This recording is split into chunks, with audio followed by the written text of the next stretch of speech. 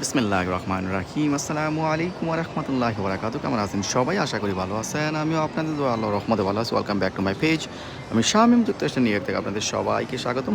So আজকে আমি আপনাদেরকে দেখাচ্ছি হোমমেড টেরিয়াকি চিকেন, যেটা জাপানিজদের খুবই মজার খাবার। আসলে বাহিরে আসলে এরকম জাপানি খাবার হালাল পাওয়া যায় না। সো ঘরে বানানো, এগুলো সবই ঘরে বানানো 100% হালাল জাপানিজ ফুড।